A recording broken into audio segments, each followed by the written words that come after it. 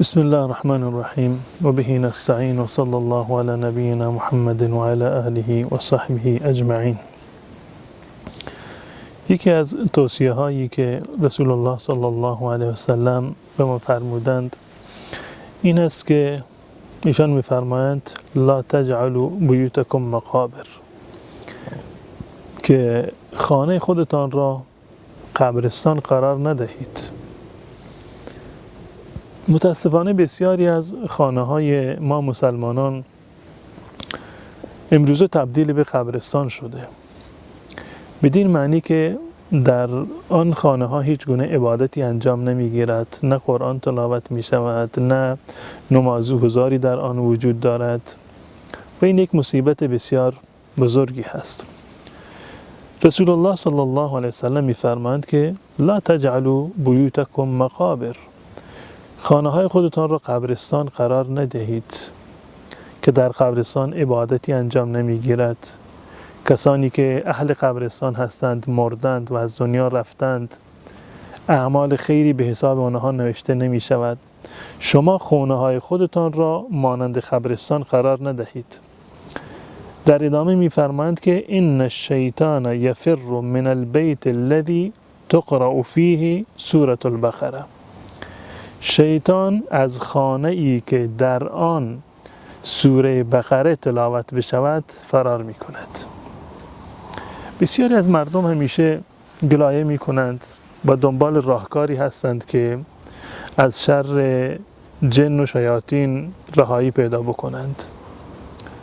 همیشه وسواس این رو دارند و واهمه این رو دارند که نکند سحر بشود، نکند جنی شیطانی در خونهشون وجود داشته باشد. این یک راهکاری هست. حضرت ابو هریره رضی الله تعالی عنه از رسول الله صلی الله علیه و سلم نقل فرمودند که خانه های خودتان را قبرستان نکنید. قبرستان محل جن هست. انسان شبها میترسه که به قبرستان برود. قبرستان محل عبادت نیست، محل تلاوت قرآن نیست. شما خانه های خودتان را قبرستان قرار ندهید. میفرمایند هر خانه ای که در آن سوره بقره تلاوت بکند شیطان از اونجا فرار میکند. مجالی برای این که در آن خانه بماند پیدا نمی کند. پس بنابراین ما باید همیشه سعی بکنیم که در خانه های خودمون عبادت رو انجام بدهیم. اصلا روش رسول الله صلی الله علیه وسلم این بوده که غیر از نمازهای فرض، نمازهای سنت و نفلی را، نماز تهجد را در خانه خودشون می‌خواندند.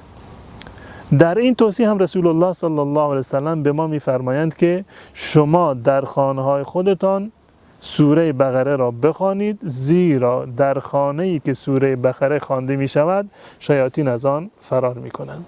این توصیه اکیدی هست از جانب رسول الله صلی الله علیه وسلم برای حفاظت ما از شر شیاطین جن، که انشاءالله اگر ما بر این توصیه رسول الله صلی الله علیه وسلم عمل بکنیم بسیاری از آشفتگی های ما، بسیاری از دغدغه های روحی ما و از ترس و بیمی رو که ما داریم انشاءالله الله متعال اون رو از بین خواهد برد.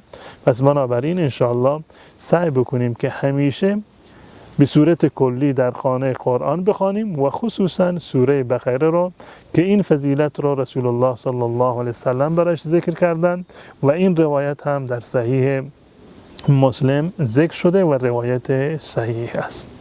و صلی الله علی نبینا محمد و علی آله و صحبه اجمعین.